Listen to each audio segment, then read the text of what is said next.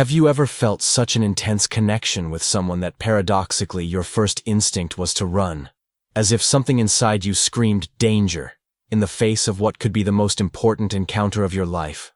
Maybe you met this person and immediately knew they would be capable of transforming you in ways you didn't even know you needed.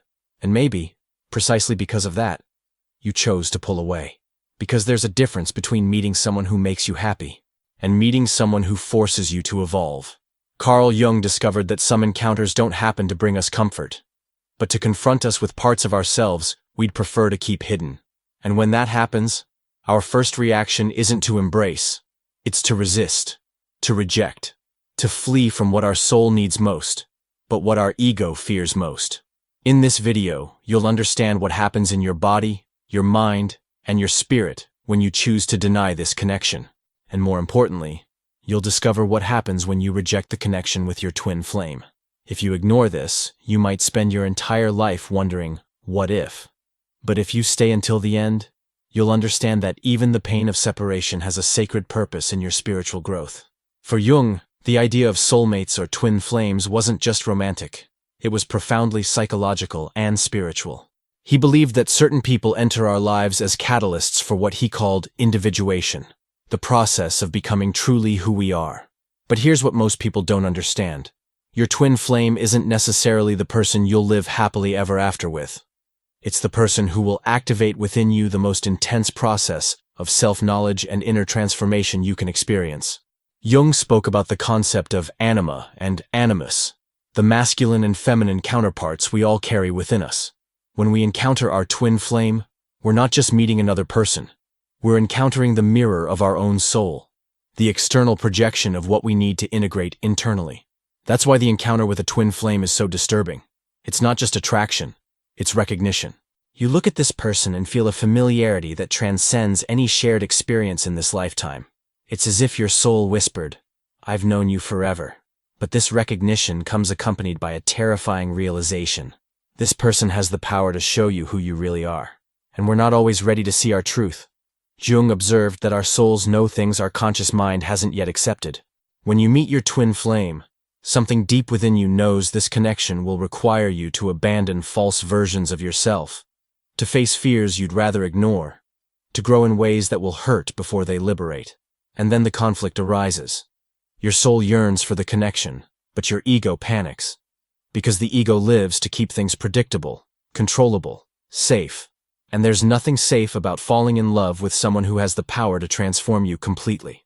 The twin flame isn't easy love. It's the love that forces you to evolve. And evolving always hurts, because it means leaving behind who you thought you were. So why do we reject something our soul so desperately desires? The answer lies in the complex dance between our deepest impulses and our most primitive protection mechanisms. The first reason is fear of extreme vulnerability. With your twin flame, you can't maintain masks. Jung spoke about the persona, the edited version of ourselves we present to the world. But in front of your twin flame, all personas dissolve. You feel completely naked, emotionally and spiritually speaking. This level of transparency is terrifying for someone who spent their life learning to protect themselves through control, emotional distance, or performing as someone they're not. When you can't hide, the only option seems to be to run. The second reason is what Jung called shadow resistance. Everyone has a shadow, those aspects of ourselves we deny, repress, or reject. Your twin flame has the unique ability to activate your shadow, forcing you to confront parts of yourself you'd prefer to keep hidden. Maybe you see yourself as a rational and controlled person, but your twin flame awakens an emotional intensity you didn't know you possessed. Or maybe you pride yourself on your independence. But this connection reveals a need for intimacy that contradicts your self-image. The shadow emerges, and with it, all the discomfort of discovering you're not exactly who you thought you were. There's also the fear of wrong timing. Often, we meet our twin flame when we're not ready, when we're in other relationships, in transition moments, or simply haven't yet developed the emotional maturity necessary to sustain this level of connection. Jung understood that the unconscious has its own timelines, which don't always coincide with our conscious plans. Your soul may be ready for the encounter, but your practical life may be completely unprepared. And then comes the impulse to postpone, to wait for a better moment, which may never come. Another factor is fear of the intensity.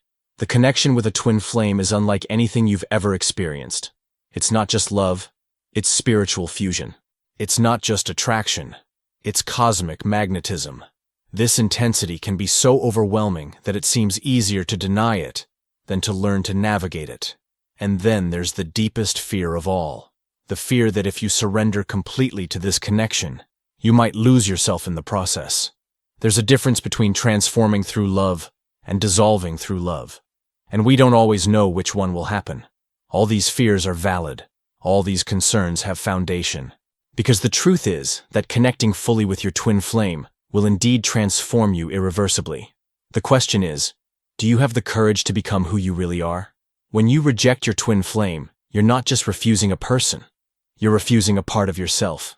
And the universe, as Jung well observed, doesn't usually accept this refusal silently. The first consequence is what we can call emotional phantom pain. Just like someone who loses a limb continues feeling pain where it used to be, when you reject your twin flame, a part of you continues feeling the absence of that connection. It's a constant, dull pain you can't fully name. This pain manifests in peculiar ways. You might catch yourself thinking about this person at random moments, not necessarily with longing, but with a strange restlessness, as if something important remained unfinished. You might dream about them repeatedly, waking with a sensation that something significant happened, but without being able to fully process what it was. Jung would explain this through the concept of psychic energy. When such a deep connection is formed and then abruptly severed, the energy that should flow between two people becomes dammed up within you. This energy needs somewhere to go, and frequently manifests as unexplained anxiety, restlessness, or a constant feeling that something's missing in your life. On the physical level, twin flame rejection can generate symptoms doctors can't fully explain. Heart pains with no cardiac origin, chest tightness that isn't ordinary anxiety, exhaustion that doesn't improve with rest, insomnia without apparent cause. The body, which Jung knew to be deeply connected to the psyche, reacts to the energetic rupture. Some people develop what can be described as divided self syndrome. You feel as if part of you is always somewhere else, connected to someone you chose to leave behind. It's a sense of incompleteness that has nothing to do with codependency or neurotic need.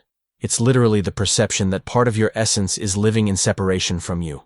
On the mental level, rejection frequently leads to what Jung called autonomous complexes, patterns of thought and feeling that operate independently of conscious will. You might catch yourself comparing all other people to your rejected twin flame. You might develop an inexplicable resistance to deep connections with other people, as if part of you is protecting a space that belongs to someone no longer in your life. There's also the phenomenon of persistent synchronicity. Jung observed that when we deny something the unconscious considers important, the universe insists on reminding us through meaningful coincidences. You might start seeing this person's name everywhere, hearing songs that make you think of them, or encountering signs that seem like direct messages about the connection you rejected. But perhaps the deepest consequence is spiritual. When you reject your twin flame, you're essentially rejecting a call from your soul to evolve. And the soul, from Jung's perspective, doesn't easily give up its growth objectives. You might start feeling spiritually stuck, as if your journey of self-discovery had stagnated. You might lose interest in activities that once inspired you, or feel you're living on autopilot, disconnected from your deeper purpose. Rejection can also activate old karmic patterns. If you chose to flee out of fear, that fear might intensify in other areas of your life. If you rejected out of pride, that pride might become an even greater obstacle to authentic connections. What you avoid confronting in one situation has the habit of returning in even more challenging forms. But Jung always emphasized that there's no suffering without purpose on the path to individuation. The pain of rejection, however intense, carries within it the seeds of transformation your soul seeks. The pain of separation from your twin flame isn't just suffering, it's spiritual labor. Jung understood that some types of pain function as alchemical fire, burning away everything that isn't essential in you and revealing what truly matters. The first stage of this process is what Jung called nigredo, dissolution. Everything you believed about love, about yourself, about what's possible between two people, begins to fall apart. You might feel lost, confused, questioning everything you thought you knew. This dissolution, however uncomfortable, is necessary. It's like breaking a vessel so the plant inside can grow beyond the limitations of the original container. During the nigredo of separation, you're forced to confront your deepest fears about intimacy, vulnerability, and transformation. Without your twin flame's presence to blame for the intensity you feel, you need to take responsibility for your own capacity to love deeply. You need to recognize that the intensity was within you all along. The second stage is albedo, purification. After everything has fallen apart, you begin rebuilding your identity based on who you really are, not who you thought you should be. The pain of separation teaches you about your own strength. You discover you can feel intensely and survive. You can break and reassemble yourself. You can love deeply, even when you're not reciprocated in the way you hoped. This phase often brings deeper understanding about the nature of unconditional love. When you can't possess your twin flame, you're forced to learn a form of loving that doesn't depend on physical proximity or guarantees of reciprocity. You learn to love someone's essence regardless of having access to the person. The third stage is rubedo, integration. Here, the pain of separation transforms into wisdom. You understand that the encounter with your twin flame, even if it lasted only a moment, already fulfilled its main purpose, activating within you capacities for love, intensity, and authenticity you didn't know you possessed. Separation teaches you that the real treasure wasn't in the person themselves, but in what they awakened in you. The external connection was just the trigger for an internal reconnection that was waiting to happen. Your twin flame was the mirror that showed you parts of yourself that needed to be recognized and integrated. During this process, many people report experiences Jung would call transcendent function, moments when apparently irreconcilable opposites unite in a higher understanding. You can simultaneously feel gratitude for the encounter and peace with the separation. You can deeply love someone who's not in your life and still feel complete. The pain also teaches you about the difference between attachment and true love. Attachment needs to possess, control, have guarantees. True love can exist independently of proximity or reciprocity. When you learn to love your twin flame without needing to have them, you develop a capacity for loving that extends to all your relationships. Jung observed that we often need to lose something to truly understand its value. Not its external value, but its value as a catalyst for internal growth. The loss of your twin flame can teach you more about love than 1,000 successful, but superficial relationships. There's also the phenomenon of generational healing. When you learn to process the intensity of twin flame connection maturely, you're breaking karmic patterns that may have affected your lineage for generations. You're learning to love without possessing, to connect without losing yourself, to be vulnerable without victimizing yourself. And then, something miraculous happens. The person who emerges from this alchemical process of pain is fundamentally different from who entered it. You become someone capable of recognizing authentic connections, nurturing true intimacy, loving from abundance instead of need. The pain of rejecting your twin flame isn't the end of the story.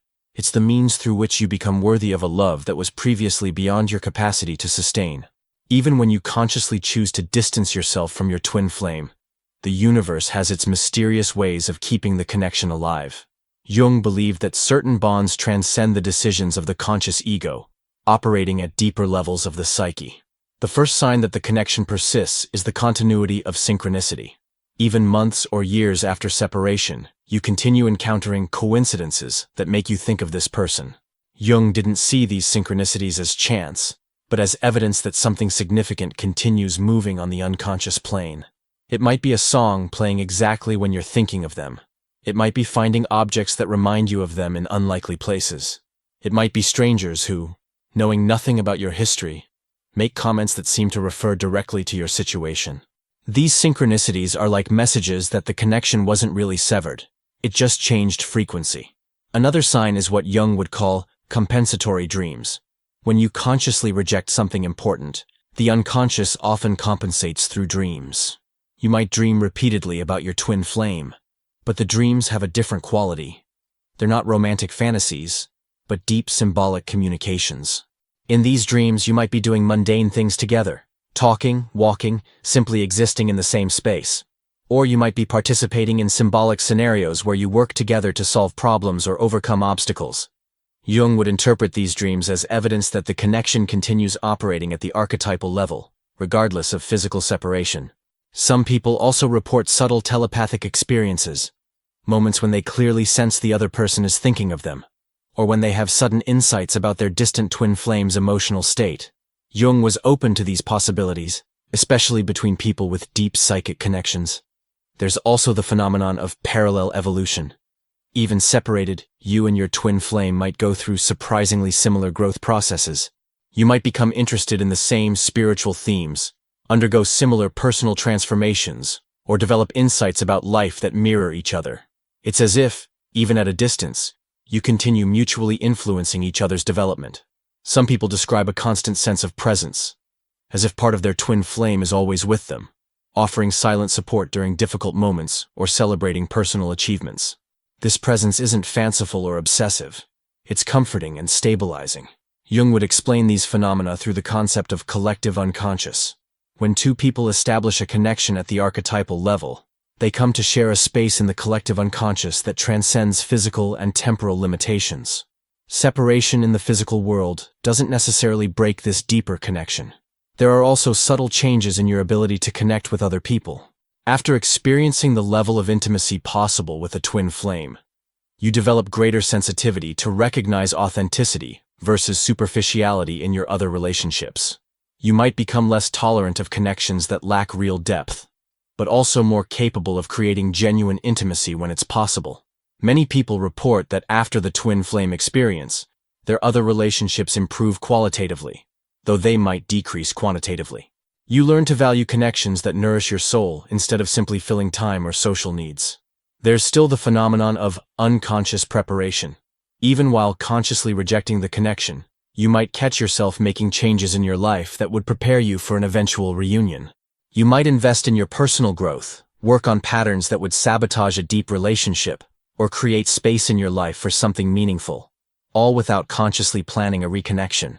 Most interesting is that these signs often intensify during transition moments in your life. When you're going through important changes, making significant choices, or crossing periods of accelerated growth. It's as if the connection with your twin flame serves as a spiritual compass, helping you navigate through necessary transformations. The deepest truth Jung teaches us is that some connections transcend the limitations of ego and external circumstances. Even when we choose to distance ourselves, the soul-level bond continues operating, influencing our growth and preparing us for future possibilities our conscious mind can't yet imagine. The journey through the pain of twin flame rejection eventually leads you to a place of radical acceptance. Not just acceptance of the separation, but acceptance of the divine purpose behind the entire experience.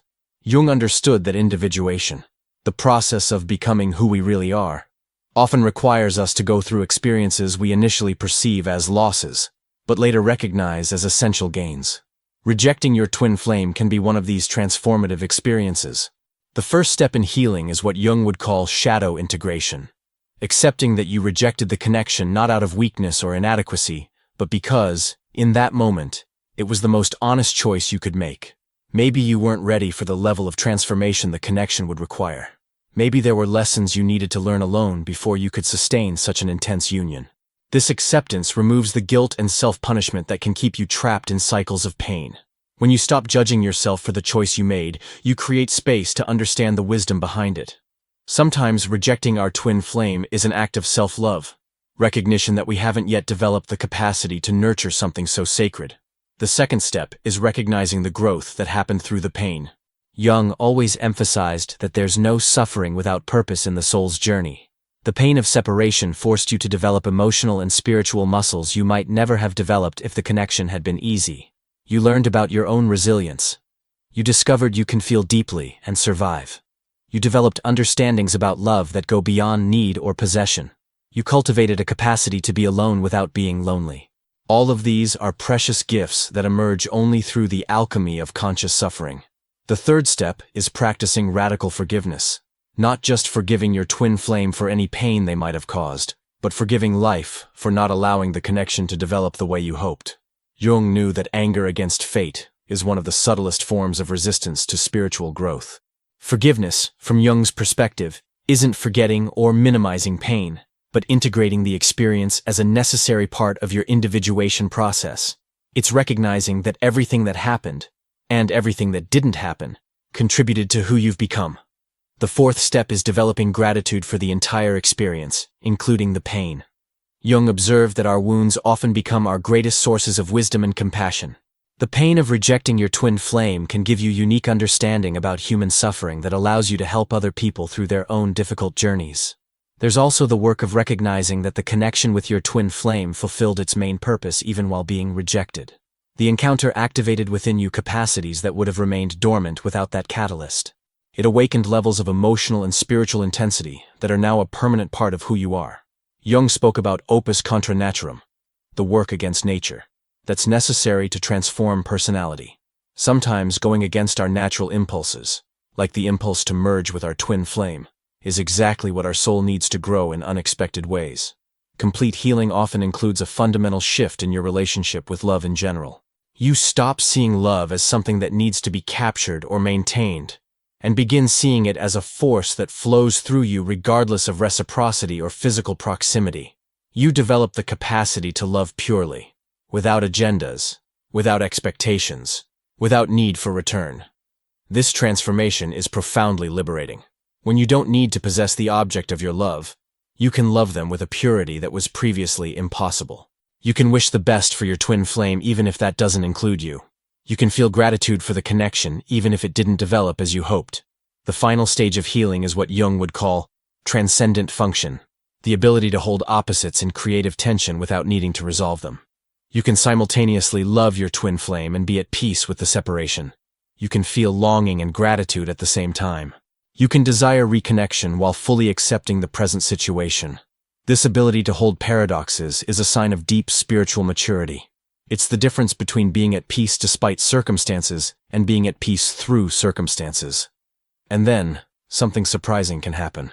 When you reach this state of radical acceptance and deep healing, you might discover the universe has plans your conscious mind could never have imagined. The journey through the pain of twin flame rejection, when consciously navigated, prepares you for possibilities that were previously beyond your capacity to sustain. Jung understood that some encounters can only happen after both people have completed certain phases of inner development. Sometimes the initial rejection wasn't really rejection, but divine timing. You both needed to go through specific growth processes before being ready for the intensity of true connection. The temporary separation might have been exactly what was necessary for both of you to become people capable of nurturing something sacred. During the years of separation, not only did you grow, your twin flame was also going through their own individuation journey. The same fears that made you flee might have been operating in their life in different ways. The pain of separation might have catalyzed growth and healing that were necessary for both. When two people reconnect after completing individual processes of healing and growth, the quality of connection is fundamentally different. It's no longer the desperate intensity of two halves seeking completion, but the abundant celebration of two wholenesses choosing to create something even greater together. Jung observed that authentic relationships are only possible between people who have at least partially completed their individuation process. Before that, we tend to fall in love with projections, with the image of what we need instead of the person who's actually there. Mature reconnection with your twin flame has specific characteristics. There's less drama and more peace, less need and more conscious choice, less fear of loss and more trust in the bond that transcends physical circumstances. You meet not as two people desperate for salvation, but as two complete souls ready to co-create something meaningful. This reconnection can also happen in ways that challenge conventional expectations. It might not result in traditional romantic relationship, but in a spiritual or creative partnership that serves a greater purpose. Jung understood that not all twin soul connections are meant to express themselves through romantic relationship. Some exist to serve spiritual or creative objectives that transcend personal preferences. Even if physical reconnection never happens, the inner work you've done to heal the pain of separation prepares you for authentic connections with other people. You develop a capacity to recognize and nurture true intimacy that enriches all your relationships. Jung always emphasized that the final goal of individuation isn't finding the perfect person, but becoming the complete person. When you complete the inner work activated by the experience with your twin flame, you naturally attract relationships that honor and celebrate who you've become. The most beautiful truth is that the connection with your twin flame, even if it lasted only moments, has already planted seeds of transformation that will continue flowering for the rest of your life. You'll never again be the same person you were before that encounter. And that transformation is the real gift, regardless of where the external relationship might lead. In the end, your twin flame came not to be possessed, but to be recognized. They came not to fill a void, but to activate a fullness that already existed within you. And once that activation happened, you carry forever the capacity to love and be loved in ways that transcend ordinary limitations. Rejecting your twin flame wasn't the end of the story. It was the beginning of a journey that led you back home, to yourself, in ways no external relationship could ever have provided. If you've made it this far, it's because something in this content resonated deeply with you. Maybe you're living the pain of twin flame separation right now. Maybe you're questioning choices you made in the past. Or maybe you're beginning to understand that everything that happened, and everything that didn't happen, was part of a larger plan of growth and transformation. Carl Jung taught us that there are no coincidences, only synchronicities. The fact that you found this video, that you stayed until the end, might be another sign that the universe is conspiring to help you understand and heal. The pain of rejecting your twin flame isn't punishment, it's initiation. It's the alchemical fire that burns away everything that isn't essential in you, revealing the truth of who you really are. It's the process through which you become worthy not just of your twin flame's love, but of the universe's unconditional love. Remember, you're not running late. You haven't missed your chance. You didn't make wrong choices. Everything you've lived until now was preparation for who you're becoming. And the person you're becoming is someone capable of loving and being loved in ways that were previously beyond your imagination. The inner work you do to heal the pain of separation is sacred. Every moment of acceptance, every act of forgiveness, every conscious choice to grow through pain instead of fleeing from it. All of this brings you closer to the truest version of yourself. And when you become truly who you are, the universe responds in miraculous ways. Maybe your twin flame will return when you're both ready. Maybe you'll find other forms of love that are equally transformative. Or maybe you'll discover that the most important connection was always the one you have with yourself. Jung knew that the path to individuation is solitary, but never lonely. We're all connected at the deepest level of existence. Your healing contributes to collective healing. Your growth elevates the consciousness of all humanity. Your courage to face the pain of separation inspires others to do the same. If this video helped you in any way, leave in the comments. I recognize this connection. I want to know how many of you are ready to embrace the transformation life is offering, even when it comes disguised as loss. And if you want to continue exploring the deepest mysteries of the human soul, subscribe to the channel and hit the notification bell. Here, every video is a journey into yourself, based on Carl Jung's wisdom and the understanding that our greatest challenges are also our greatest opportunities for growth. The search continues. Your twin flame, whether physically or spiritually present in your life, has already fulfilled their most important purpose, awakening in you the capacity to love without limits, including loving yourself unconditionally. And that's the love that truly transforms the world. See you in the next video, where we'll continue exploring the deepest territories of the human heart.